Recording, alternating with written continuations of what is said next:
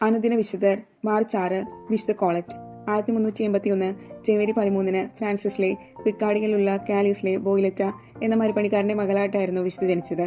മിറയായിലെ വിശുദ്ധ നിക്കോളോസിനോടുള്ള ഭക്തി മൂലം വിശുദ്ധയുടെ മാതാപിതാക്കൾ അവൾക്ക് നിക്കോളറ്റ് എന്ന നാമമാണ് നൽകിയത്.